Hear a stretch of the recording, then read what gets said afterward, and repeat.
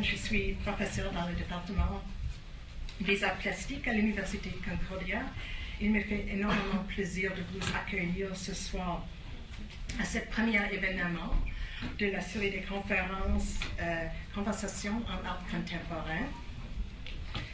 Conversations en art contemporain est une série bimensuelle des conférences dans le cadre du département des arts plastiques. Et j'espère vous compter parmi nous pour les prochaines conférences. Hi, my name is Ingrid Bachnick. It's a great pleasure to welcome all of you here. I'm so sorry we tried so hard to get a bigger room, but they're all under renovation. Apparently it's supposed to be done in August, and I think we're looking now more at December, but we're really delighted that you're all here for the inaugural lecture of Conversations in Contemporary Art 2013-2014, a series brought to you by the Studio Arts and MFA Studio Arts area. And we hope that you'll make this lecture series part of your monthly calendar. I'd like to thank, because this is the first in the series, I'd like to thank a few people who've been really helpful. All of my colleagues in the Studio Arts area, Renee Dunk, Suzanne Bélanger, and definitely last but not least, the two TAs for the series, Emily Jen and Karen Zuppiger. I'd like now to introduce Dana Dalbell, who will introduce our first speaker, the violinist.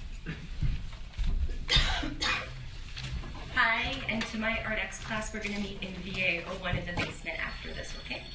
So it's my great pleasure to introduce tonight's speaker to you, the co-founder of the Native DJ collective, A Tribe Called Red. Their album, Nation to Nation, is currently on the shortlist for the Polaris Music Prize and was recently included in the CBC's list of the 100 greatest Canadian albums ever. They also took home 4 prizes at the Aboriginal People's Choice Awards, including Best Pop Album, Best Group or Duo, and they host the monthly and increasingly popular Electric Powwow. The list goes on, as do his talents.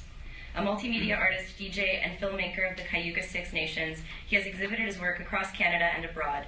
His work explores stereotypical representations of Indigenous people in contemporary visual culture. He dissects, edits, appropriates, and reappropriates this material to reflect his experience as an urban Aboriginal artist, telling the stories that need to be told and making sure one's silenced voices are heard. This will be an important conversation in contemporary art for sure, but also an important conversation in Canadian history. We are certainly idle no more, and without further ado, I present the Bear Witness.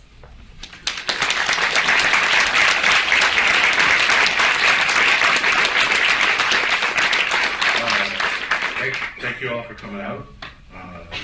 Pretty excited to be here today. I haven't gotten to do a lot of this kind of stuff since Tribe Called Red's really taken off and taken up a lot more of my time.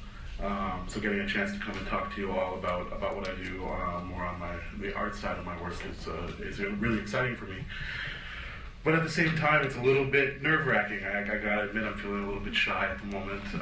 I've gotten used to playing to crowds of 2,000 to 5,000 people, but I do that with 2 other guys. I got DJ Shub and DJ Indian with me, and here I'm up here all by myself again. It's been a little while, so my heart's going a bit. So, but to kind of calm myself, I've been sitting here thinking about my father.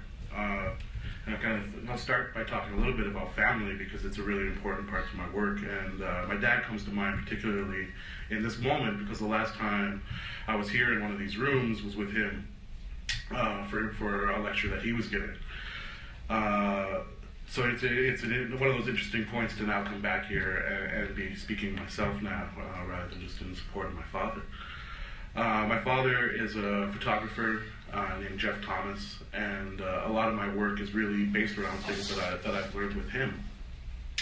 And he has a way of looking at historical images, particularly like photographers like Curtis, and dissecting the images and trying to find things that go below the surface, below that, but kind of into the images and looking at them, not just for these ideas of it being something unreal and being these kind of like fake or set up or not true to life photographs, but looking at them for capturing these people and capturing an image and capturing a moment that we don't have any other documentation to. So I try to take a lot of that into my own work, but looking at images of Aboriginal people within the media. So looking at the stereotypical one-dimensional racist imagery, but trying to find those moments that I was able to look at as being empowering, or look at as capturing a moment that wasn't otherwise captured. But it's not just my father's work. I come from a family of artists. My mom is an actor. Her name's Monique Mojica. And my grandmother and my two great aunts have a theater company in New York called Spider Woman Theater. So I was really raised between the dark room and the theater, and kind of my two spaces that I grew up in. So starting to work with media and film and television, it was kind of a natural thing, just from what I was raised around. And in the work of all my family, there's kind of a running theme with looking at stereotypical images, and looking not just the idea to break them, but to explore them, and take them apart, look at how they work, and find ways to find a resolution, not necessarily for the images themselves, but for ourselves. Whenever I start talking about this stuff, there's one character who comes up right away, and it's from the movie Predator, which I'm about 35. So when those 80s Arnold Schwarzenegger action movies, I mean that was my boyhood. Those were what me and my friends watched. But when you're watching in Predator, there's one character named Billy who's the Indian scout. And he has all of the trappings that character would have in any Western or any action movie, where he doesn't speak a lot of full sentences. He spends a lot of time staring off into the woods and grabbing his medicine pouch, and there's something in the trees. But for me, the actor's name is Sonny Landham, and he was this really powerful character for me. He was somebody that I looked at as a powerful Native character, because when they would get in trouble, they need a way out, Arnold Schwarzenegger turns to Billy and he says, Billy, get me a way out of here. And Billy's the only other character besides Arnold Schwarzenegger who goes up against the Predator toe to toe. And so he was somebody that he started to have a life outside of the movies in my imagination. And when I started producing video work, he was an automatic. I went to Billy right away as a character that I wanted to give another life to.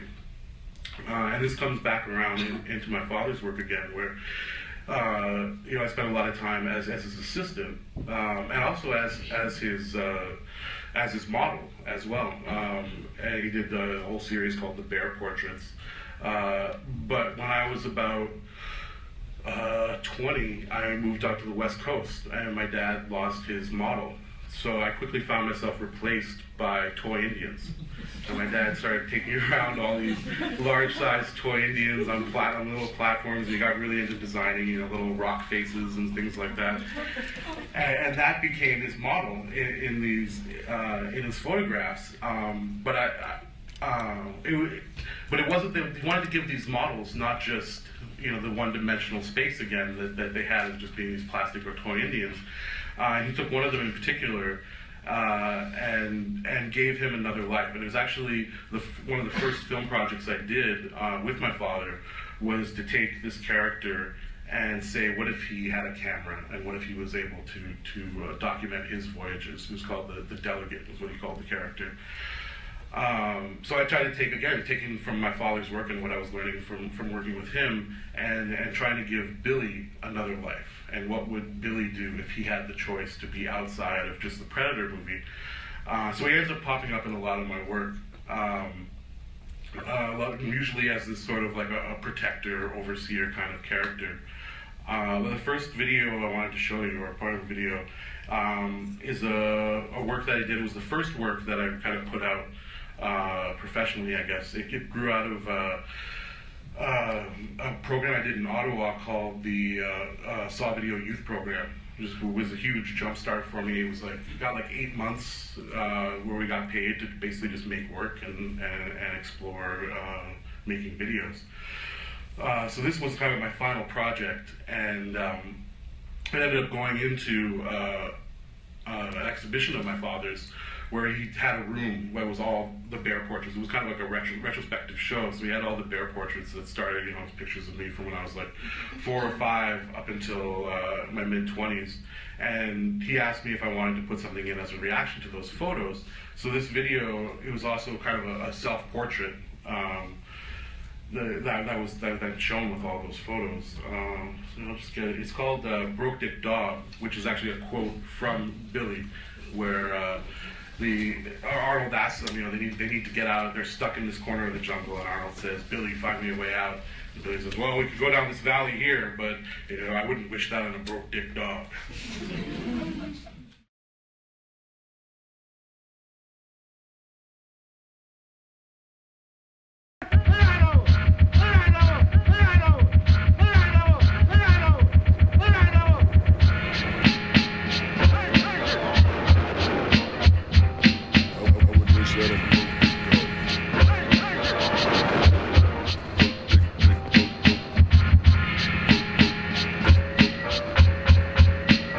Look over my shoulder and tell me if you see an Indian following me.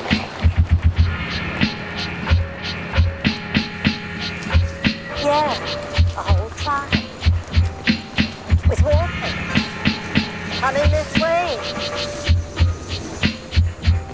Yeah, Joseph can be John Wayne, I'll be a horse. D.H.G. Rock can be a rock. I'll be Aunt Margaret. Animal Mother can be a rabbit buffalo. I'll be General Custer. Who'll be the Indian? Hey, we'll let the Gooks play the Indian. They got names like the Cloud, Crazy Horse, Running Bear, Black Elk.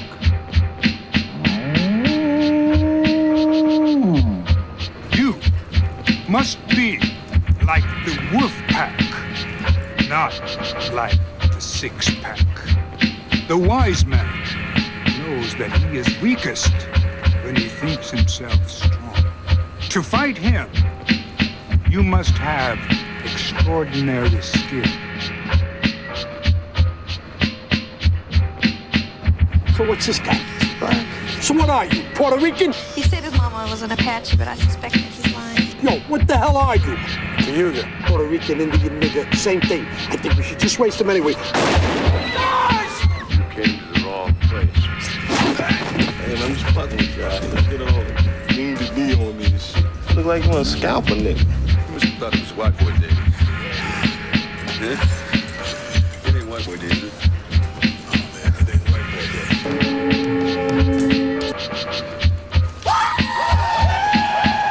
Assimilate this.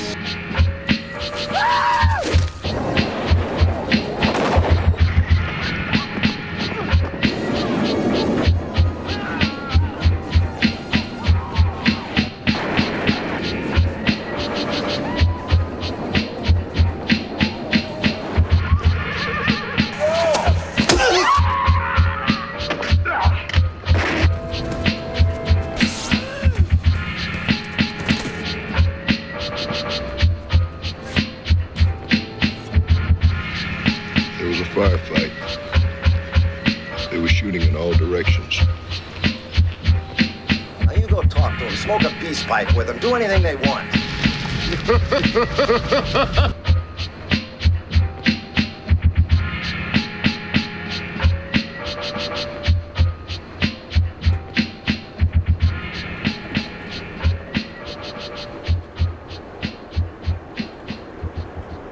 You know, in ancient cultures, bears were considered equal with men.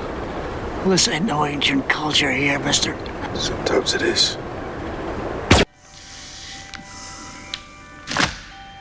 Wait till they get a load of me.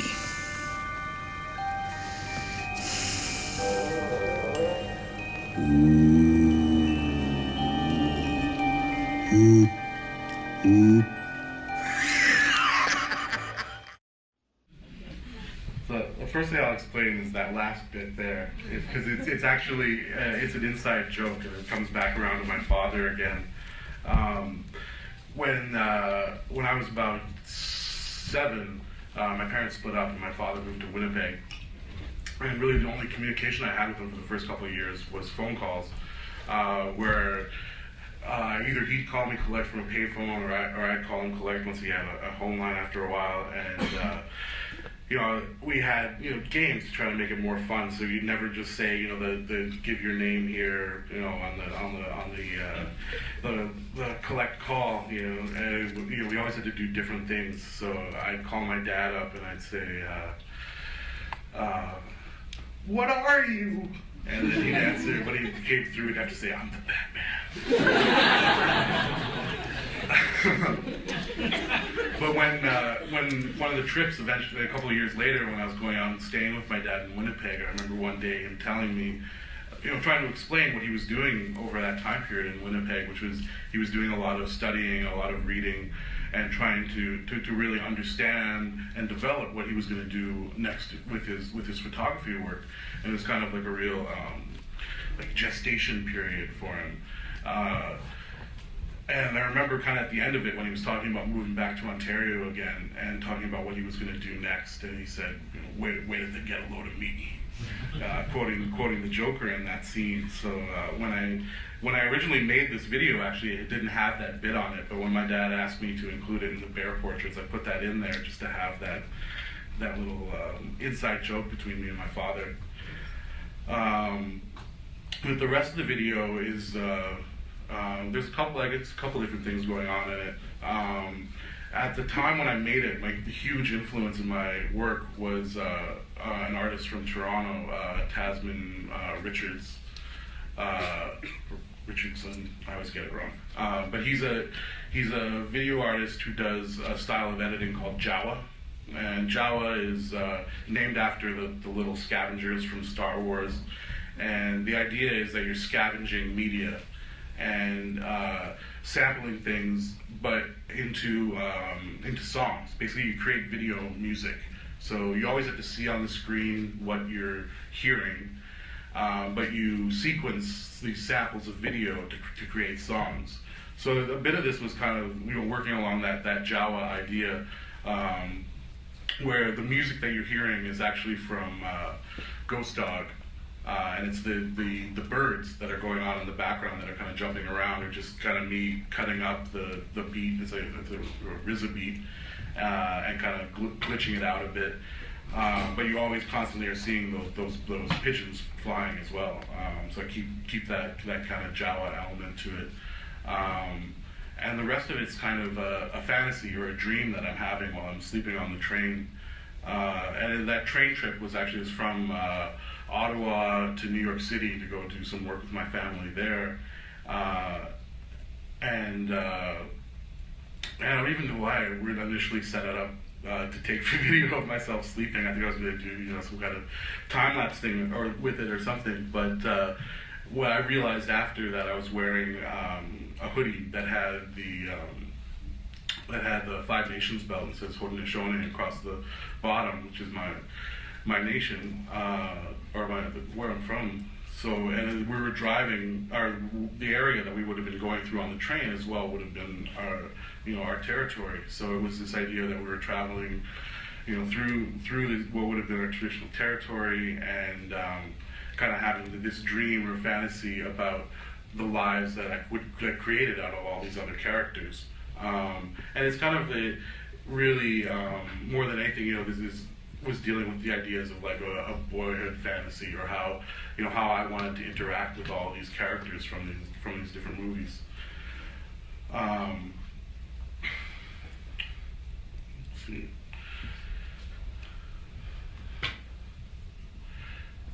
Also, I have a tendency to kind of trail off into different stories and stuff, so if anybody has any questions as I'm going through this, just feel free to spit them out there. I will not be offended.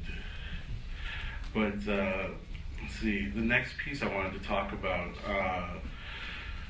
came out of a project with Imaginative, which is another thing that's been a huge part in my development with video art. It's been going to Imaginative and showing my work there.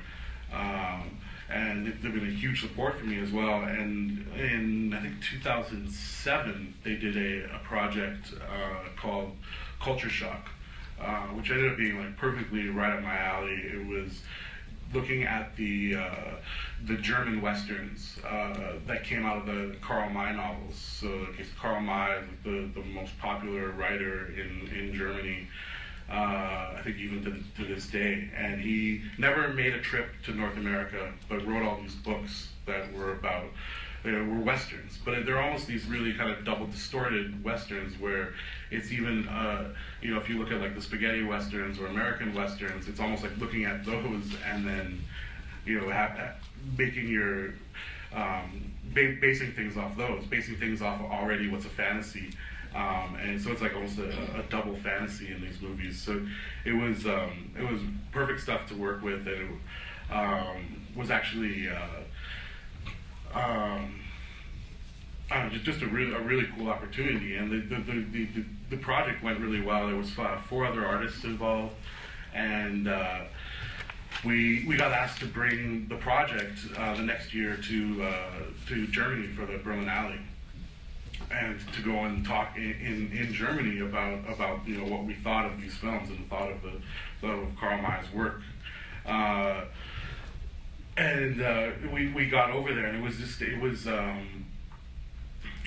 a bizarre experience being there and constantly running into this idea that people wanted to set us straight, that we weren't interpreting things quite right, and that we really hit this wall where people wanted to make sure that we understood that Karl May's stuff, it's not racist, it's not this and it's not that, it's respectful. He loved the people and stuff, and we were trying to find ways to kind of explain ourselves around that. And another filmmaker who was with us there, Daryl Niepenat from Winnipeg, who is one of the funniest people I've ever met. He has the most brilliant comedic timing, and even to the point where in real life I have a hard time telling when he's being funny and when he's just being himself.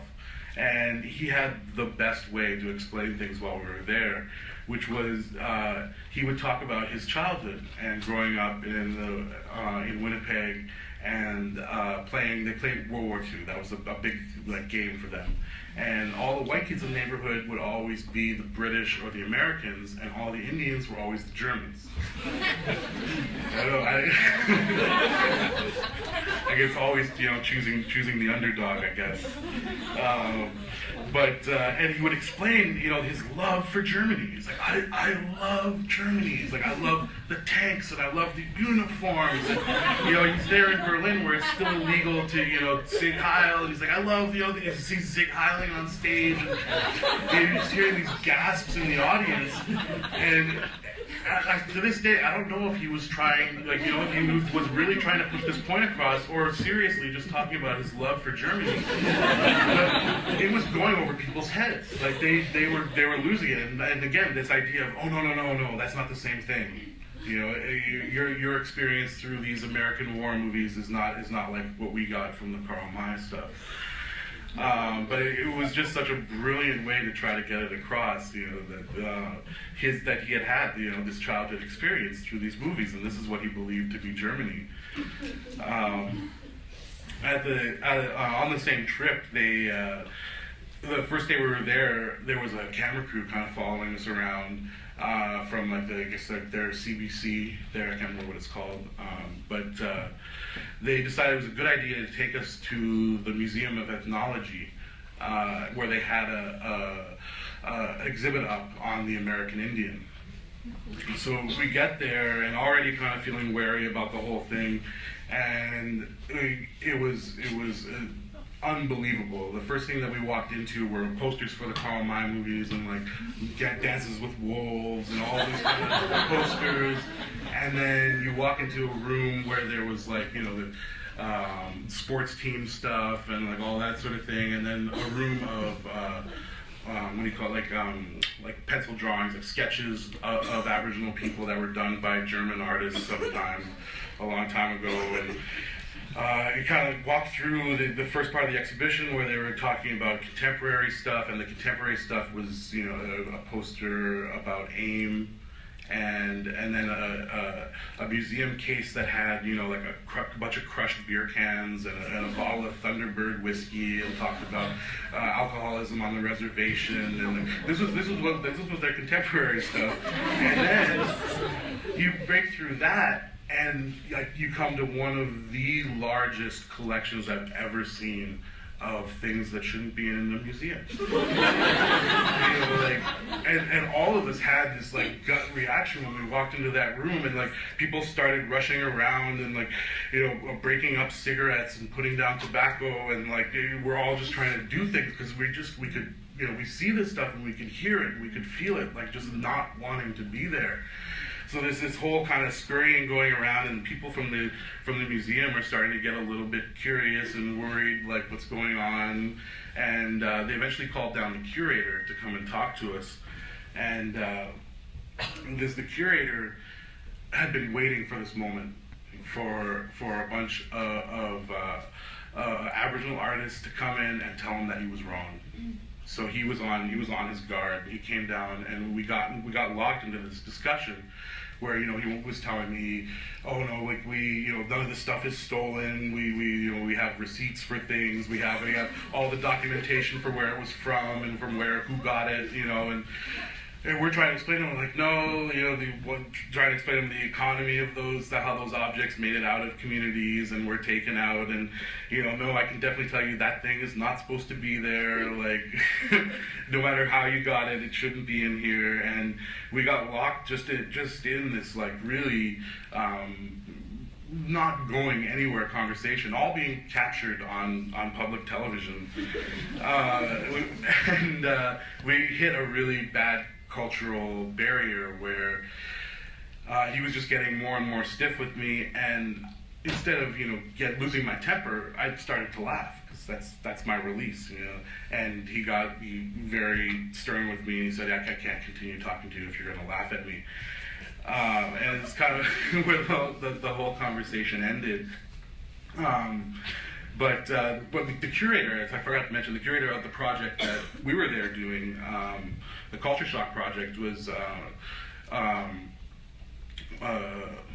man, my brain just lost his name. He's a really good friend of mine, and his name is Steve Loft. I'm sorry, Steve, just forgot your name.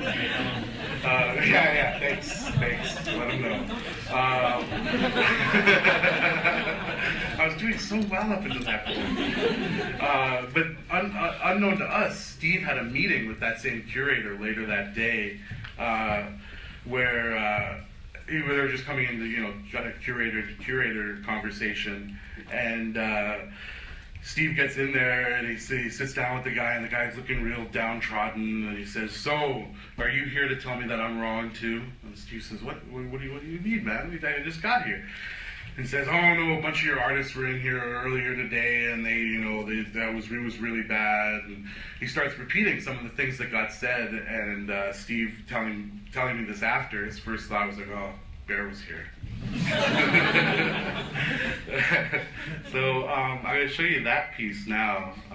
It's called "The Story of Appanachie and Her Red-Headed Wrestler."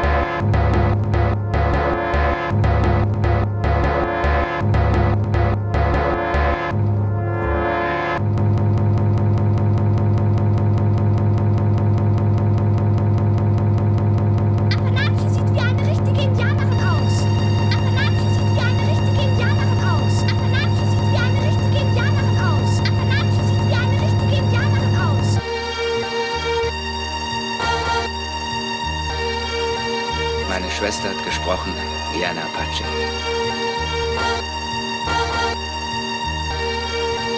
Meine Schwester hat gesprochen wie eine Apache.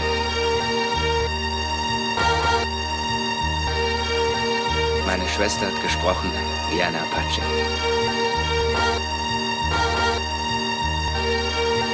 Meine Schwester hat gesprochen wie eine Apache.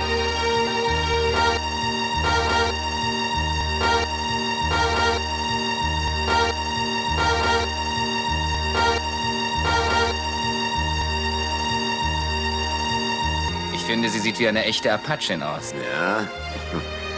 Eine heiratsfähige Squaw. Du solltest mir lieber die Überraschung zeigen, die du mir versprochen hast. Ah, da. Are you ready for this? Yes.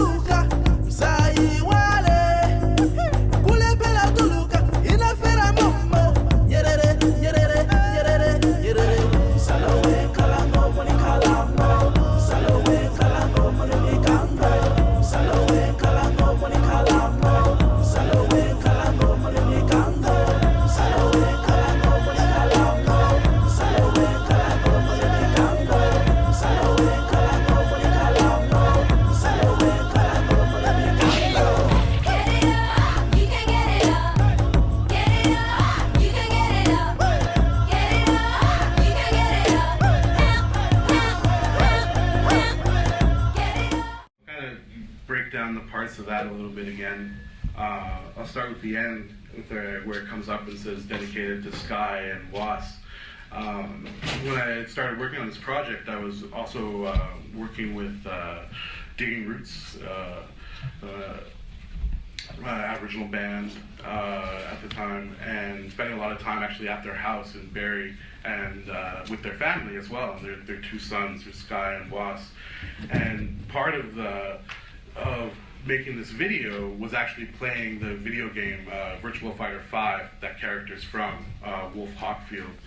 And he's a character, he's been in the game since the beginning. I remember him, it's like in 91 or so, or 90, 91, and he's always been this red-headed wrestler.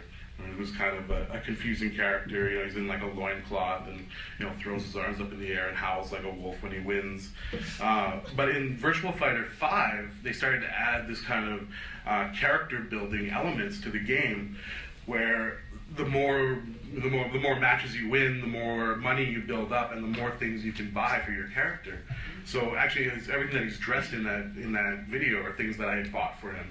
So I bought him the big tassel mucklucks and the blue jeans and the aviator shades, and he's got that headdress on. But I ran out of time, but I was trying to win. There was a white one that went all the way down to the ground, but I had settled for the brown one. and the dream catcher around his neck. So those are all things that I had to buy. And I got to a certain point in the game, they start letting you buy different facial hair or different colored hair and stuff, and right up to skin tone. I mean, you could pay money to make him lighter or darker. It started to really add these different aspects to what the character was, and but the whole time that I'm kind of exploring this, there's a really, really interested 6-year-old who's just trying to figure out what this adult is so into this game for, and every day just playing this game. And we started to talk about it, and he's looking at, I started to explain my interest and my curiosity around this character, Wolf. And he takes a long look at him, and he goes, so what's he supposed to be? I go, I don't know, boss. What do you think he's supposed to be? And he takes a long look, and he's like, yeah, he's not Nish. I'm sorry to tell you, I almost should be telling this joke here, but the boss's final line is like, oh, he must be a Mohawk.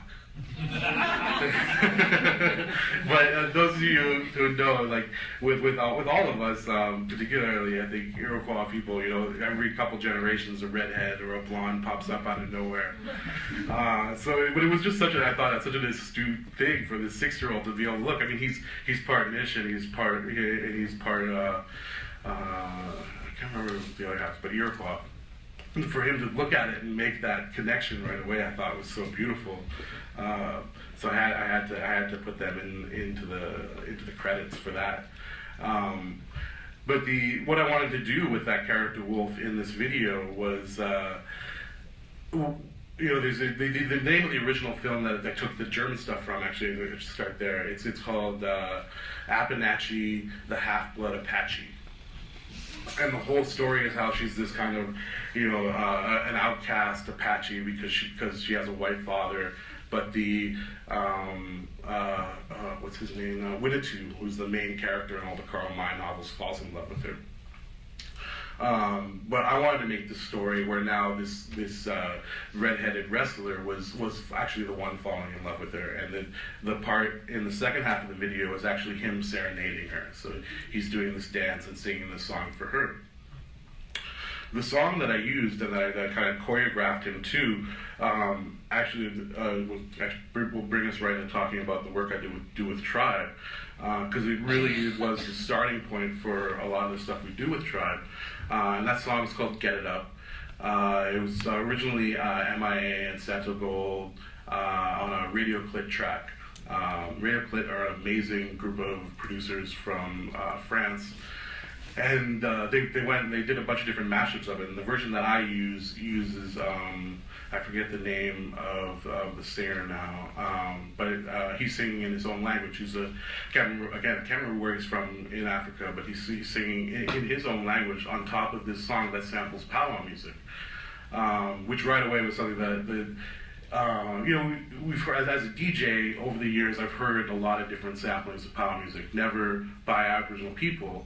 It's a lot of like psytrance and stuff like that, or had like Enigma had that song that they sampled some stuff in, and more recently with like Kanye West. But for the first time, and this actually went for everybody in A Tribe Called Red, when we heard that song Radio Clip put out, was like, we liked it. there was nothing we could find wrong with it. Like they had actually taken that powwow singing and done something interesting with it that we didn't feel exploited by. And I can't explain exactly why we all had that feeling about it. I mean, other than the fact that now, like, having some connection with those guys, knowing that they actually do acknowledge that they're sampling of other cultures and are involved. Maybe not with things here, but on other levels as well. So knowing that, like, they had that feeling, it had the right feeling to it. And we had already started the electric powwow parties in Ottawa, which is, we started these parties basically just to showcase ourselves as Aboriginal DJs, but also to have a party that we directed towards the Aboriginal community in Ottawa.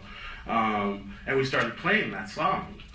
and the reaction was huge. Like everybody jumped up out on the dance floor, and it was like, you could see that change in the dance floor happen when we played that song. All of a sudden it was a lot more brown, and so everybody was feeling it, and we just kind of just went off that feeling with that song and said, okay, well, if they can do it and they can make it something that we're not feeling offended by and we're feeling as respectful, well, why aren't we doing it? So that song in particular was really the inspiration for us starting to do our mashups with powwow music and dubstep, which is that's where things started as far as us producing our own music. At the time, it was only myself and DJ Indian, and we're both DJs, but not really producers. So we attacked it like DJs and just made mashups. I think the first song that we did, Brave Step, was a Jadan Blackamore song that we just took an instrumental and threw down a grass dance song, powwow song that just had open singing at the beginning. Excuse me. But out of that, from that point, we met our third member of the crew, DJ Shub, and when he joined, that's when things really started to change from just being a club night where we were kind of mashing up and experimenting with the idea of using powwow music with electronic music to actually producing our own music. DJ Shub had been a hip-hop producer for, at that point, about 10 years.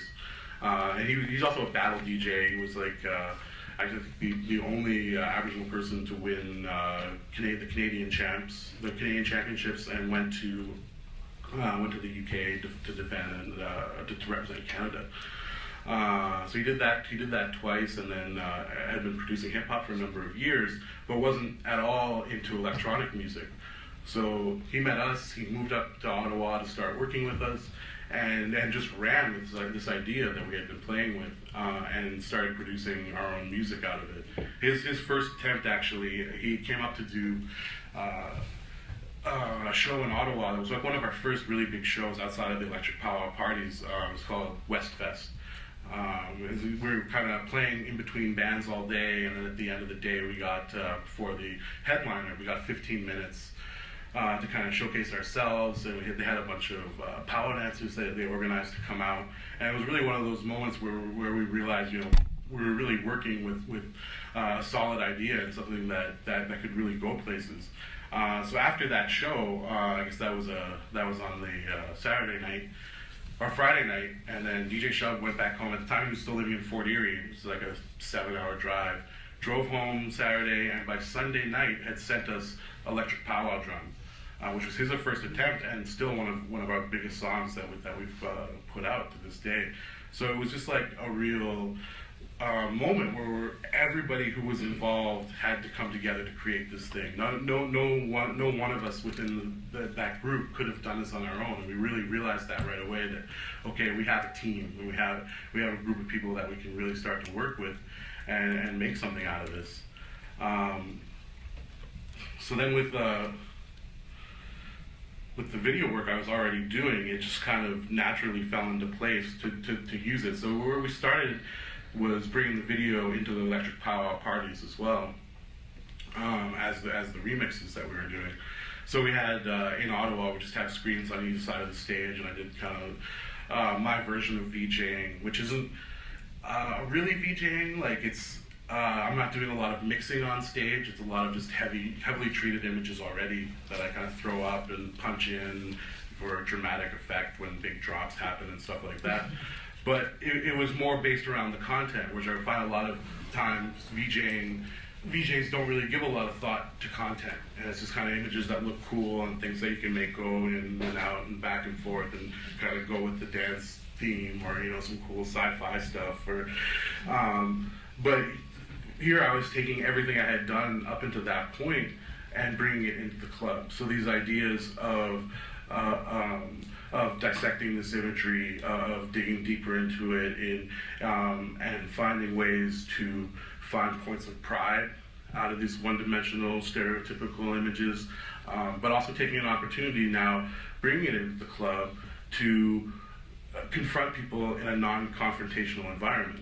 So it becomes like another step, another layer into the conversation that electric powwow was starting. And you have those moments where people aren't expecting to be hit with something like that, so they have their guard down, and you can allow them to experience it without getting into the argument part of it, and allow people to look at it through their own experiences. So there's an image in particular that I talk about, that or people have talked to me about on a number of occasions, that I use, which is from Back to the Future 3, when he goes back to the Wild West, and Marty's driving into a crowd of charging Indians. He screams Indians and spins around and drives the other way. And that image, for some reason in particular, a number of people have come up to me and talked to me about afterwards and said, I love that you used that thing from Back to the Future 3. I loved that movie when I was a kid, but I never noticed how racist it was. So that being able to lead somebody to look at their own experiences and make their own connections through their own lives becomes a much more powerful tool than just saying, you're racist and those things that you like are really racist, actually. That's an automatic turnoff, right? You're just going to say, no, I'm not. This guy can't tell me, why I'm racist. But if you can allow somebody to look into their own experiences and say, this okay, I can see now how if that was racist, well, this other thing is probably racist. So more than trying to really push. To push an idea out front, it's just that idea of allowing it to wash over people and letting people experience it. So now I want to show you some of the work that I've done with A Tribe Called Red. So beyond just the live VJing stuff, we've also done videos for a lot of our work. And it was one of those automatic things where in my video work it was already very music driven. Being a DJ as well, the two things all really grew together for me. But I was always looking for music that I had a connection with. I used that "Get It Up" song because it had this power drumming in it, and it was always a search for those kind of things in the same way that I was searching the images to find images that were relevant or that worked with what I was trying to express. But all of a sudden here we were making this music that I didn't need to find a connection for. The music was the connection. So it was an automatic thing for me to start just pushing all of my energy and video into accompanying these songs that we were making. The first one I want to show you is it's called "Indians from All Directions," and this one is one of my favorites for a number of reasons.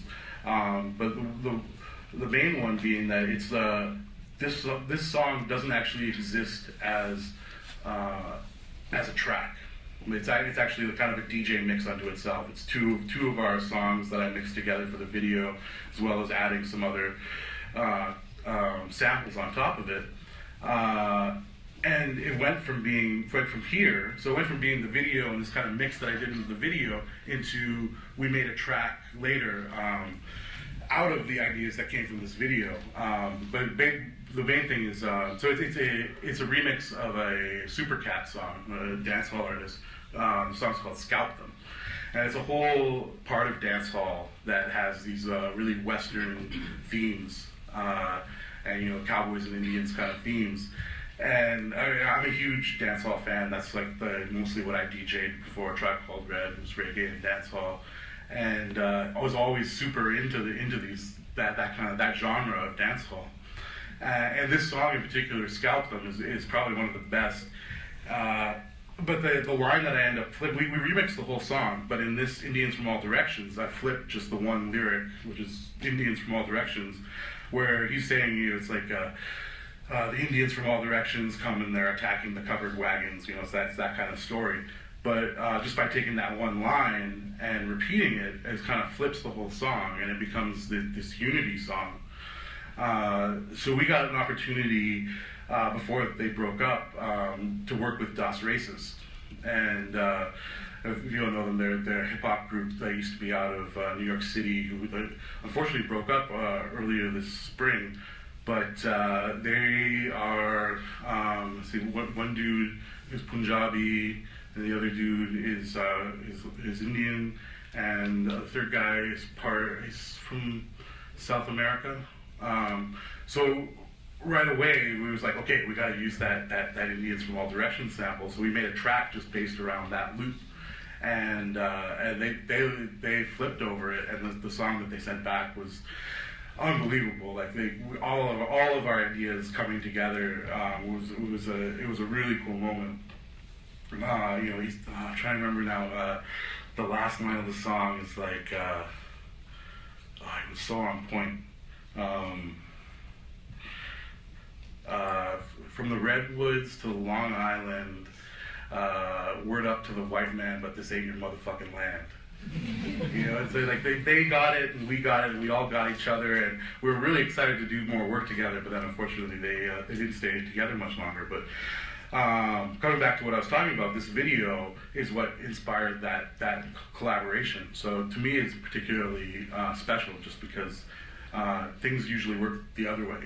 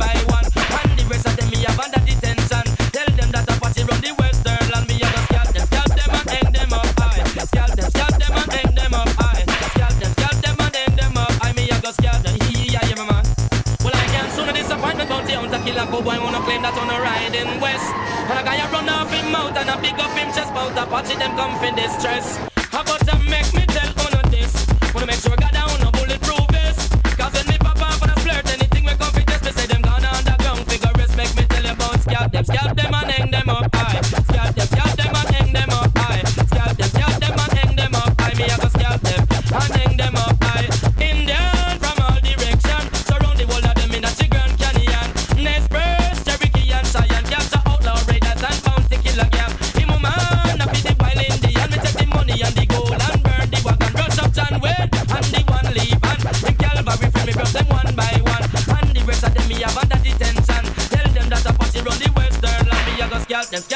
and hang them up high. Scalp them and hang them up high. Scalp them and hang them up high. Me have a scalp them, yeah, man.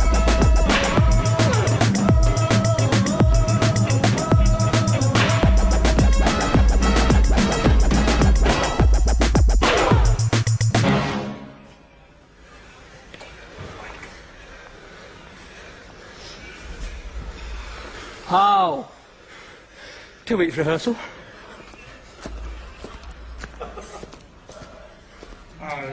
So another big thing with this video was the idea of taking this imagery like this, where it's Cliff Richards. It was like he had a variety show. I think he was like a pop star in the '60s in the UK. That's where I grabbed this from. And then it was Earl from The Walking Dead saying, "Let's have a powwow," and then this Jamaican MC singing about scalping and covered wagon attacks and stuff, where there's nothing actually indigenous about any of it until we came along. And then we took it all and we indigenized these images, and we made them now indigenous. And so that I think has been a real driving force in what A Tribe Called Red's been trying to do. And I think it was a real moment for all of us to realize that in making this video. I think I have, because the stuff, the main stuff I sampled this dance piece from Cliff Richardson. It was actually doing research around the song "I'm an Indian Too," and all the different versions that have ever happened of "I'm an Indian Too." So I was on YouTube just going through all the different ones I could find, and that's how I came across this piece. I think I have a chunk of the original. I'll show you. What's David Frost doing here then?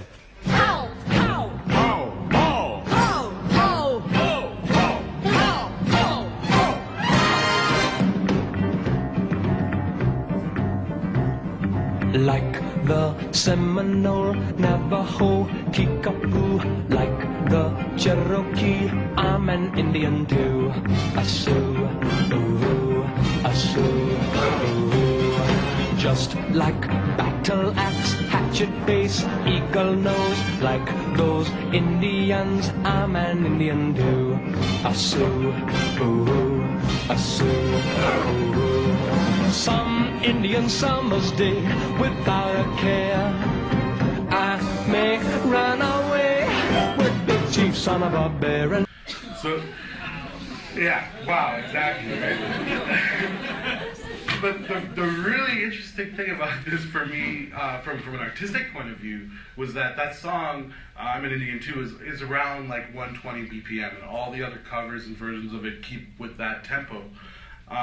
This one is more around 105, which at the time was like, or a couple of years ago, Mumatone was the big sound, which runs, in that like 105 to 110 kind of BPM range. So when I found this slower version of "I'm an Indian Too," it was able to time out perfectly to the Mumba track that we were doing the video for. So it was also one of those moments where I was like, really getting to choreograph, something that was already choreographed, and getting to repurpose it and then just have them dance to my music instead. It was just so perfect. And I think that's about time. Yeah, that was an hour. That went by really fast. But I guess Q&A now? Is that what we're supposed to have? Yeah, time. We have room for another hour. So if you want to show more or talk more, we're more than happy. Okay, well I can talk a bit more. You guys want to see something else? Yeah. Okay.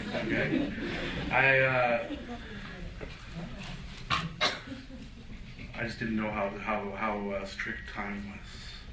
But I have the next piece I was going to show you is another from the Tribe Called Red catalog. There was an artist from Monterrey, Mexico, named Javier Estrada, who we were following his work and found out that he was following us as well. And he was doing really similar work, but working with Mayan sounds and rhythms from his own culture. But mixing it with moombahton and dubstep and trap and all the same sort of things that we were doing. Excuse me. And then a friend of ours, Dirty South Joe in Philly, who's kind of like a real trendsetter DJ. You know, he's always, well, not trendsetter, but he's always on the next thing before it breaks. You know, he's the guy that, you know, when we get a folder from music of MP3s whenever we go down and see him, you know, it's the stuff that you're going to hear for the next year.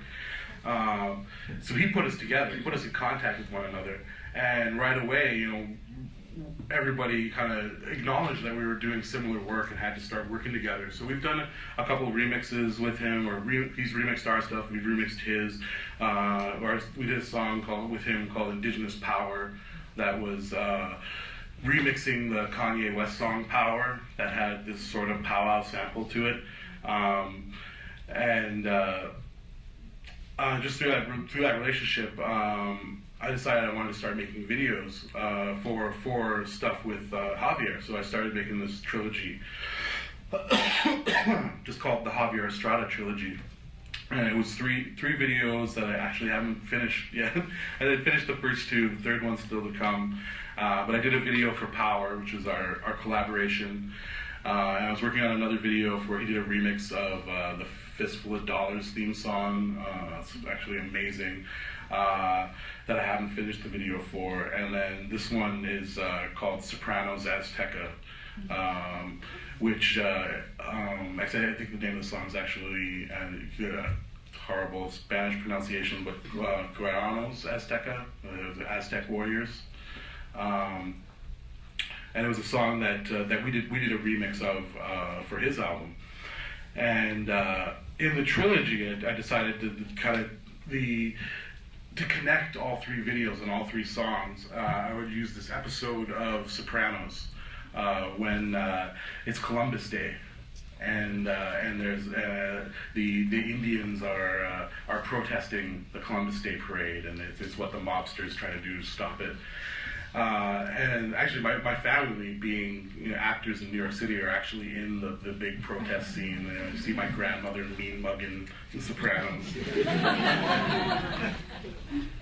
But I kind of use samples from that episode as the joining factor to kind of tell a story through all three videos. So that's why this one was called Sopranos Azteca. I'll just get that one out. Oh yeah, one other thing, just say, since I was talking about Kanye for a second there, there's been a bunch of talk lately, and I still haven't figured it out yet, but off his new album, there's the Black Skinhead song that everyone keeps asking us if he ripped this off. Because there's what sounds like a powwow sample and sounds like the sample from Electric Powwow Drum. So there's been a bunch of talk about that. And I still don't know where I stand with it. It's too quick a sample and too soft in the mix, but we've been asked a bunch if Kanye has been ripping us off, and if he is, then I'm just happy he's listening to our stuff.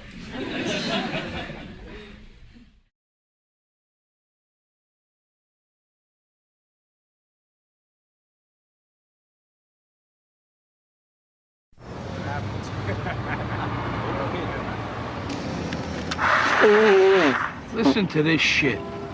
The New Jersey Council of Indian Affairs has announced plans to disrupt Monday's Columbus Day parade in Newark in protest of Columbus's role in the genocide of America's native peoples, unquote. I thought Columbus was the hero of America. Oh, see, it's these Indians and the comic books. They want to paint Columbus as a slave trader instead of an explorer. You gotta admit, they did get massacred, the Indians. It's not like we didn't give them a bunch of shit to make up for that. Land, reservations. Now they got the casinos. The fuck we ever get? We didn't have to work our balls off for. I wouldn't mind sitting on my ass all day, smoking mushrooms and collecting government checks. But I never liked Columbus. Oh, hey.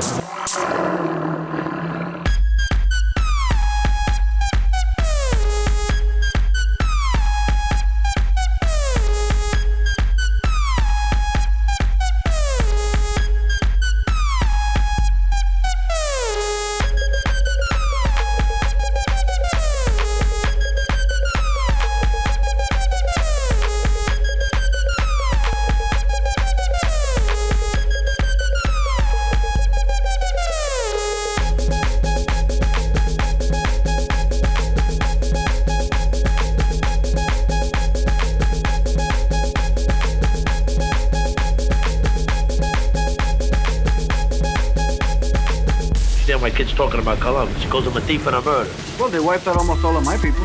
Cubans are from Spain. Strictly speaking, they were Taino Indians who got raped by Columbus in the Conquista. That's right, Reuben. The Jews, because of their history, have common cause with the oppressed. Some Indians were deliberately given blankets, tainted with smallpox, died like flies. No shit. Yeah, shit.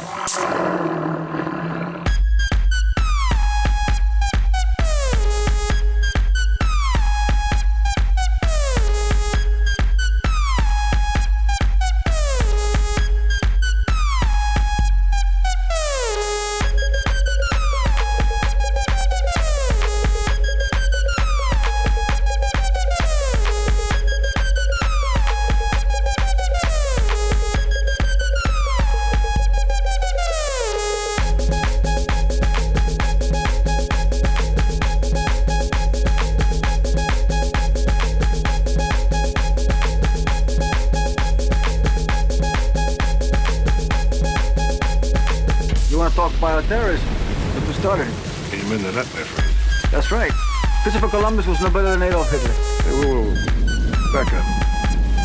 Hitler? Yeah. I'm not the only one who thinks so. Yeah, that Indian from the protest who was whining about the wilderness, he called Columbus Hitler.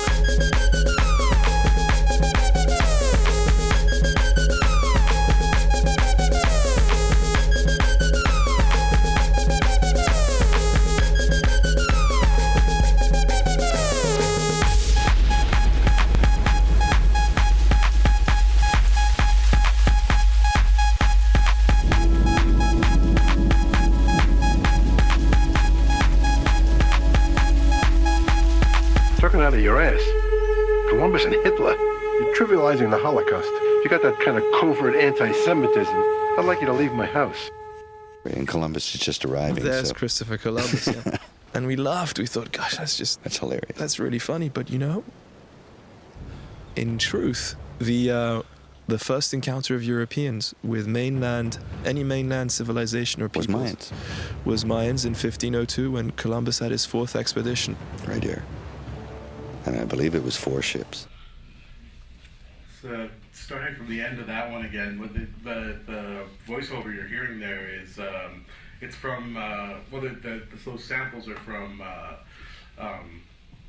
Apocalypto, the Mel Gibson Mayan movie, and when for some reason, because I don't usually listen to audio tracks, like audio commentary tracks, but for some reason when I ripped anything from that DVD, it wouldn't give me the audio from the movie. It would only give me the audio from the director commentary, where it's Mel Gibson and his producer, and the stuff that they say is unbelievable. Like that's just a quote right out of that scene, you know, it just think how, you know, there are these Mayan experts now who can tell you everything about Mayan culture. There's another part where it's, you know, the scene where they're sacrificing people and throwing headless bodies down sides of pyramids and stuff, and Mel's going, well, you know, this is actually a toned down version of what actually happened. They would actually fillet the bodies before throwing them off the side of the pyramid and stuff, and I remember they had people with nets like catching heads as they rolled down and stuff. But it's one of those amazing flukes where like I got all this great material out of Mel. My stepfather was the guy cutting out hearts on the top of the pyramid in Apocalypto. And there's a really great story that he told me about being out there in the huge headdress and these crazy teeth they had in his mouth and his ebony dagger and he's there doing the scene and he's got the heart and the dagger and Mel's like, okay, I want you to laugh now.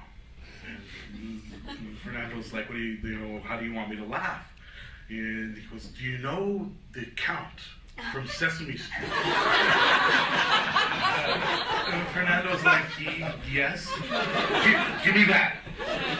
And so if you watch the movie, he's there with the heart and the dagger going,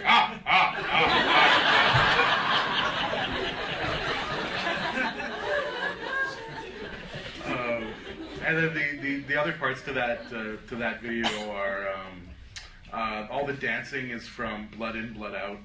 like a Chicano gangster movie from the late 80s or early 90s. In the late 80s, I think. And it was always stuff I wanted to use. Like I always wanted to use that stuff from Blood In, Blood Out, and the cartoon is El Dorado, who was part of the Superheroes of Color that they added to the Super Friends cartoon in 77 it came out, where they realized that if they had a cartoon that was just Wonder Woman, Aquaman, Batman, and Superman, that they were all white, and at that point they had to add some superheroes of color. So they made up characters that weren't from the DC universe: Samurai, Black Vulcan, El Dorado, and my favorite, Apache Chief, who says a nook shook and grows gigantic. So with the blood in, blood out stuff, and El Dorado, I think El Dorado's powers is he could create holograms with his eyes. There was always footage I wanted to use, but then always stopped myself because I was like, well, this isn't, although I feel a connection to it, it isn't necessarily my culture, so do I have the right to sample it and kind of repurpose it in the same way I've done stuff that I feel closer to. But here was this opportunity that I was working with an artist from Central America who was into the same sort of thing, so I kind of jumped at the opportunity to use all this stuff I had been sitting on for a while. And get it out there. He actually had a great reaction to it, and put out videos after that sampling the same kind of stuff, a bunch of stuff from actually really interesting piece that he took Blood In, Blood Out, but he took the Spanish dub, or the Spanish dub that he would have known growing up of the movie. So there you had all the the stereotypical Chicano, you want my blaca, come get my blaca, but it all actually in Spanish, and having to translate those kind of like Spanglish things into actually Mexican Spanish. I actually, in that scene, he superimposes his own head on top of I forget the actor's name. But yeah, so the thing that I found, the reason I used those soprano samples, and it goes through the other videos as well, was realizing that the common thread that we had with Javier Estrada was the experience of colonialism and the surviving colonialism, and that image of that idea of Christopher Columbus, the founder of the New World, was something that we both identified with and both related to and had feelings about that were different than the story goes. And that was a huge moment for me, not just dealing with him, but dealing with other indigenous artists from all over the world, that was our shared experience. That was the thing that connected us. And again, trying to dig something positive out of the negative and say that now, we can come together now under that understanding, and we have a place to start where we can say, okay, we've been surviving this. We found ways to get around this. We found ways to now to find ourselves strong now at kind of the other side of this experience, and finding that kind of connection and that sort of joining factors make things feel a lot less alone and make things feel a lot stronger and a lot more powerful when you're so alone in the world, and you can say, this artist from Mexico or this artist from Australia had the same experience, and that we can share that, and that we can talk about that experience together, was something that I found really positive.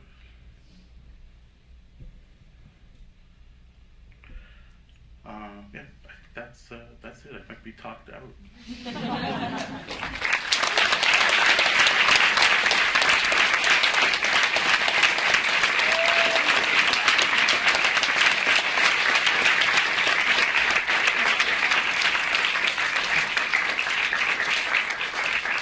But definitely more than willing to answer any questions. Yeah. How do you get around copyright stuff? I don't. I've been lucky up until this point. There's a few things. Like nothing goes to broadcast. Well, some stuff is done like with say a news broadcast where they'll show a clip of my work, but it's being shown in galleries, it's being shown in clubs and at film festivals. I'm never selling it. I'm never rebroadcasting it. So that keeps me out of catching a lot of attention with it. Another big part with it is that I don't touch Disney ever. For a couple of reasons. I hate Disney, and I don't find anything that I can take out of Disney to kind of like shine up and make, something that I have a connection to, or can make me feel good in any way.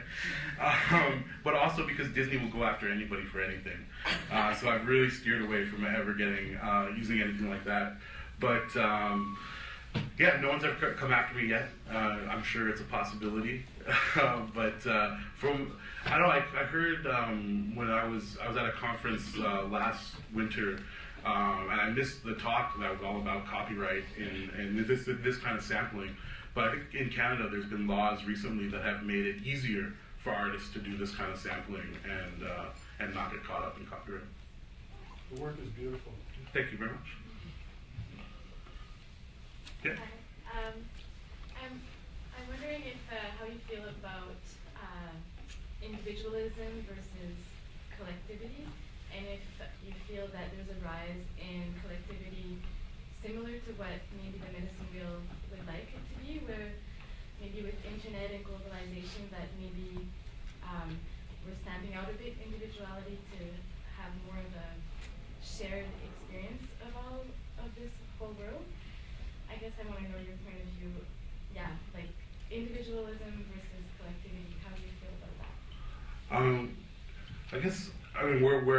Where it pertains to what I'm doing really has to do with connecting with other Indigenous artists from all over the world, and that's something that's become way more easy. Much to do now that we have the internet and things like SoundCloud and Vimeo, where we're trading and showing our stuff to people all over the world. One thing that we've noticed with the Tribe Called Red is that there's a global Indigenous movement going on around electronic music, where all these people all over the world have turned on at the same time and said, okay, we're going to find a way to use these things that we know of our past, these traditions that we've all been raised with, and find ways to fuse it into our lives now. And music, and electronic music particularly, seems to be a vehicle for that. Just because I think just because it's fun. And it's something, it's one of those things that we don't have to sit here and kind of agonize over. We can create these new expressions of our culture and have it celebrated and celebrate it together. So yeah, I'm finding that similarities are always something I'm really interested in, and I think we're getting a chance to compare those similarities with Indigenous people all over the world a lot more now. I hope that answers your question somewhat. Yeah, well, I'm also wondering about like the white man's place in the medicine wheel too. Like, if you feel that maybe globalization and or the internet will help us kind of get over it. Well, I think exposure is a huge thing, and that we're now able to represent ourselves in a way that we want to be represented, and taking control of our own image is allowing people from the settler nation to see that and experience part of how we see ourselves rather than how we're portrayed. So yeah, I definitely think that's something that's happening in there. We've been a Tribe Called Red, and the work that we're doing, I think we're taking a lot of advantage of that to just say, this is who we are. It's not about us breaking a stereotype, because we've broken out of the stereotype. We're not the stereotype. And it's getting a chance to educate the rest of the world and give the rest of the world a chance to catch up and say, oh, okay, this is who these guys are. Yeah, at the back. Is there anything that you dislike about your work or would want to change? That's a good question. I wouldn't say I dislike anything about my work. I mean, I definitely, when I'm finished making something, I usually hate it for a while afterwards. But then I go back to it a couple of years later and I love it again. So, but I would definitely like to explore other things with my work. Up until this point, like, my work has been very sample based. I don't shoot a lot of stuff. I mean, I would love to start making my own works at some point. But you know, that's something in the future that I hope maybe. But no, I think more than anything, I just want to keep growing with my work more than anything else. Yep. Sure. I'm interested in sort of your presentation format and how that relates to your art practice as a whole. The way that you sort of led us through these videos has been one with a lot of narrative around each of the videos. The narrative is, you know, has taken up a lot more time than actually looking at the work itself, which I find interesting and I really enjoy. But the question that I sort of have is, as you know, as a musician and a video artist, is part of your work this narrative structure as well? Is this just something that's who you are as a person, or where does the line sort of sit between how you identify as an artist and as an individual, if such line exists? Yeah, I don't think I make that distinction. You know, who I am as an artist is who I am as a person as well. I definitely don't make that different that line. I think being able to talk about, as an artist, being able to talk about your work is something that's really important. Again, coming from an artist family and with my father, when I started producing works, he said, "Okay, talk to me about it." I said, "Dad, I don't want to talk to you about this. This is why I made this work, so I don't have to talk about it." And my dad stopped me right there. He says, "No, we're not going to do that. That's not how it's done. You have to be able to talk about these things, because it's one thing to explore these ideas and present your ideas to people through your work, but it's another thing to be able to talk about it. And that if you can't talk about it, you know, that you're missing. Not only are you missing part of the experience, but everybody who's interested in your work is also missing part of the experience. So it was really something I had to learn to be able to talk about my work like this. And you know, I felt that, you know, there was a long time that I was learning how to make art from my father, and then it switched, and it was learning how to talk about my art from my father. So in the way I present my work, I mean, again, it's something that I think I get a lot from him, and you know, just kind of trying to make things, try to explain things through my own experiences, and add a little another layer to what I'm showing by talking about it. Yeah. What are some of your musical influences, and what kind of artists, like contemporary artists, you look at for music? For me, music's all over the place. I mean, I got to DJing just by being a huge music nerd. Like, I'm not somebody who ever, like, I'm not a musician in the sense of playing music. I'm a DJ and now producing electronic music, but I can't play a guitar or play the drums or anything like that. I'm just a lover of music, so my influences are pretty wide, but when I always have to put it down to at least three things, it's Johnny Cash, Tom Waits, and Lee Perry kind of sum up music for me. But one of the really exciting things with working in a collective is that we all have really different musical backgrounds. I'm heavy into reggae and dancehall, and that's where a lot of my influence comes from, and a lot of the influence I put into A Tribe Called Red comes from that side of things. DJ Shub is he's a hip hop guy, turntablist, and really brings that end of stuff. And then Indian is he was a punk drummer. He drummed for the Ripcords for a while, and was also a traditional drummer growing up, but now really brings like the heavy bass music to our group. Yeah. In the middle there? Are you okay? One, I saw you perform at Osheaga, and I just wanted to say that was amazing, so thank you. Such a good performance. Oh, thanks so much. And my question is, coming from a family of artists, I'm just curious what your family thinks of your work, and if there's any sort of offsetting critiques you didn't expect, or any humorous anecdotes from them. No, I mean they're. I have a really proud family at the moment. I waited until the last minute to do things, so there was definitely a feeling in my family of, okay, when's he going to do something with all of this? So being that kind of underachieving kid.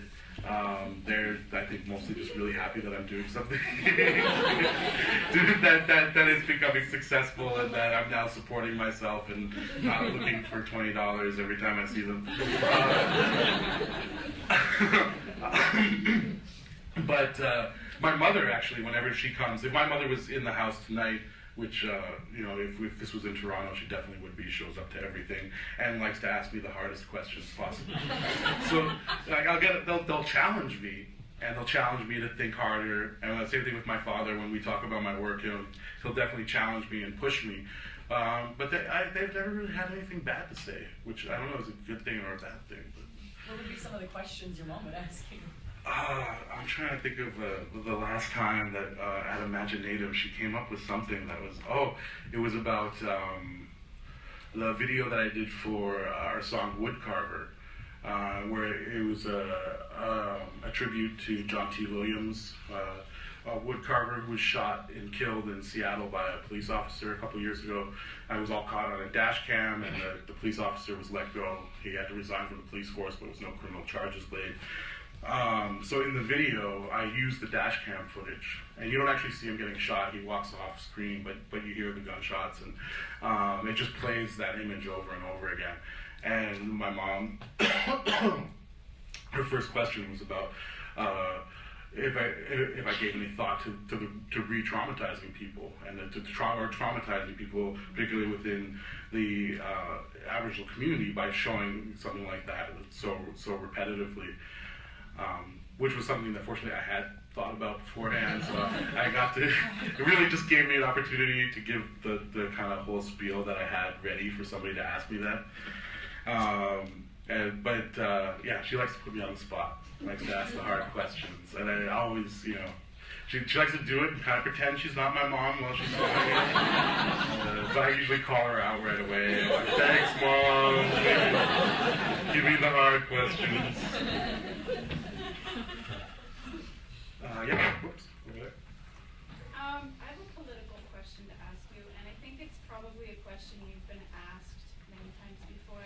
The reason I'm asking it is because it's popped up a lot in conversations on Facebook in my newsfeed amongst my Indigenous friends. And it has to do with the issue of cultural appropriation. It has to do with DJ Indian filing the human rights complaint against the Redskins. And I guess, I'm wondering how you respond to people in your own community who feel like they don't want to be called red. I guess that's my question. Because of our name? Yeah, because of the tribe called red. Yeah. Well, I think there's a real difference between red skin and calling ourselves red. Like, red skin is a really specific term. The reason that we use red in our name is because of the medicine wheel, and that's our color. Our color is red. And when trying to find a name for a tribe called Red, we were being really careful in finding something that could be related to by urban and Native people from communities, and as well that represented everybody, that was inclusive of all nations. And when you're trying to find that, when it's pretty difficult to find something that appeals to everybody and that hopefully no one's going to get mad about. So the tribe called part of it was, there's a tribe called Quest being referenced there, but also a lot of powwow drum groups will have like Letterman jackets that'll say a tribe called and then the name of their drum group or where they're from. So we're playing off of that. But then red, that was just because that's the color of the people, of the Indigenous people of the Americas. I'm a mom too, so I have to ask hard questions. Yeah, I hope that answers your question. Yeah, Rick. I guess I have a question on a similar basis. First off, I want to say I like that you sample Northern Cree a lot in your songs. But also, I guess, in terms of communities that are like indigenous communities that have been fairly Christianized and where powwow music is kind of like there's somewhere traditional drumming has actually been outlawed outright. Have you had any, I guess, flack or within different communities regarding not wanting to be represented in that way? With our sampling? I guess just more with like the influence of like traditional, I guess, yeah, with like sampling of power music or traditional drums. Yeah, nobody has come up and told us that we need to stop what we're doing, or that what we're doing isn't right, or that we're somehow that we're not being respectful of the music. There's been, the only questions that have come up is one around using the word powwow in a situation where there's alcohol being served. It's one thing that people are often uncomfortable with. But as far as what we're doing with the remixing of powwow music, no one has come up, and I'm very surprised at this. I keep on waiting for this to happen, for somebody to say you got to stop what you're doing, because that's something that we really have to listen to. But so far, even the people who aren't fully comfortable with things like the name being used for club nights and things like that, it's usually followed with, but I really enjoy what you're doing.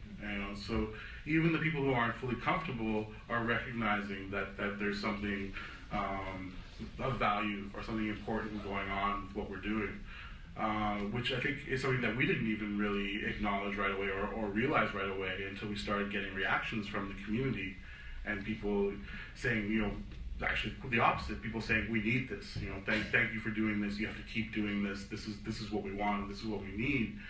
I really feel like A Tribe Called Red is becoming kind of its own movement, or the Electric Powwow, I should say, is becoming its own movement that we are just there representing. I feel like we are we're a product more than we are leading anything. That we're just following where our community is at right now. And we wouldn't be doing the things we were doing if people within the community weren't comfortable with it. And I think if we tried to do this 10 years ago, it wouldn't have flown. It really represents the moment of time that we're in right now. Yep. Have you gotten any reaction from elders in the community? Yeah. That's what kind of the same sort of thing. There's the odd person who's been uncomfortable with it, but people. We get messages from people where it's like, right from grandpa to toddlers love the music. Actually, I just got a story earlier today about Dana's neighbor who got introduced to our music through Dana, and then introduced the rest of his family to it. And now, like, all of his grandkids and everybody have been listening to our music because their grandfather introduced them to it. So I think it's to our surprise, really is spanning generations. Which again, when you're doing something like dubstep or moombahton, you don't expect people in their 70s to get turned on to it. But here, we're seeing people who are reacting to it, who are seeing the value and the importance of it from all ages. Yep. I'm excited by your video, when you talk about your video research and your video making process, and I'm wondering if you want to elaborate any more on, just the work that goes in, the actual technical work and excitement you get from collecting all of these images. Well, I guess, research is a pretty loose term in a sense. I watch a lot of movies. and anybody who knew me from high school thinks what I do now is completely hilarious. Because all you did in high school was listen to music and watch movies, and you've turned it into your career. I think a difference I have from a lot of other sample-based artists working with this kind of imagery of indigenous people is that I actually truly love these movies. I started talking about Billy and the Predator earlier and how close that is to me. But I love Westerns. I've always had this fascination with Westerns. So partially it's a labor of love. I watch these movies because I enjoy them, and no matter how uncomfortable they can get at times, and it's actually those moments of feeling uncomfortable that are often the most exciting. I didn't show it, but there's a image from a movie called Chino, where it's Charles Bronson, this kind of cowboy character, and they get to the Indian village, and as soon as he gets there, there's the Indian princess looking out her teepee at him, and there's this really long moment as he saunters across the whole camp teepees, and he gets to her teepee, and he opens up the doors, and he kind of goes in with her. And when I first saw that, I was just like, oh, it's just so creepy, and just gave me the worst, like, greasy feelings. And I was like, I have to use this. But then on the flip, there's for our video electric powwow drum, there's samples from a movie from the mid-late 30s called Buffalo Stampede. And for most of the film, it's your standard, like, all the Indians getting shot on horseback or white guys in wigs just falling off horses. And you get to one scene, though, where they go to the Indian village, and it's a real performance troupe. It's real dancers in real regalia and real people. At a time where, the cultural ban was going on. These people probably were part of a Wild West show or a sideshow kind of thing. But here was this documentation that we wouldn't have otherwise of these people performing at that time. And to be, again, scouring through this movie, that's just the normal stuff. And then to come across this moment where it's like, oh my God, that's real. So then being able to take that out and kind of polish it up and make that the feature in one of my videos is another one that's kind of the other side of the excitement when you come across these gems as well. I went to like a bunch of festivals this summer, and I noticed a lot of definitely non-Aboriginal people wearing things like headdresses. And I was wondering, like, since the Tribe Called Red has become bigger and stuff, if you've noticed that people are like having more consciousness about that, or if you've noticed because of it, like more people wearing things like headdresses, and how you feel about that. Yeah, it really varies. Definitely when we go to the larger music festivals, we see it a lot more. But I think that's also when people aren't necessarily there to see us. They're just doing their regular festival thing that includes wearing war paint and a headdress. So it can be weird. We definitely have moments on stage where it's like, okay, are we going to say something? Like, and it's actually one of the worst places has been here in Montreal. We played Igloo Fest last winter, and I stopped counting at about 20 headdresses in the audience. So I don't know why the year has been so prevalent, but some festivals have been starting to take it onto themselves to start dealing with this, though. One of the coolest ones was a festival we played a couple of months ago on Vancouver Island called Tall Tree, and on their website they wrote that they were banning headdresses, and that if you showed up at the gates, they would confiscate anybody who showed up with a headdress, and their reasoning was that this was supposed to be a safe, inclusive space for everybody, and that it was not being respectful. So to watching festivals now take it onto themselves to say, okay, we got to do something about this is beautiful. Like that to me is really exciting. And actually, on that same tip, that festival, Tall Tree, has been in the same place for a couple of years, and it's on the side of a mountain, and the mountain overlooks a reservation right there.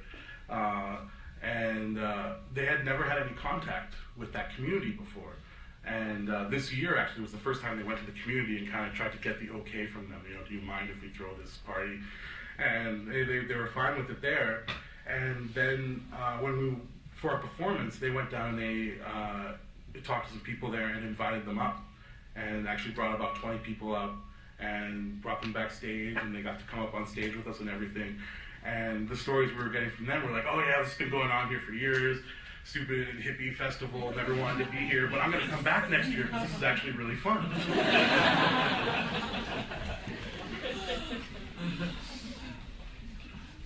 I think we might call it night for now. Hope you'll join us on the 4th floor for some refreshments. We can continue the conversation more casually. I'd really like to thank Bear Witness for a really inspiring talk.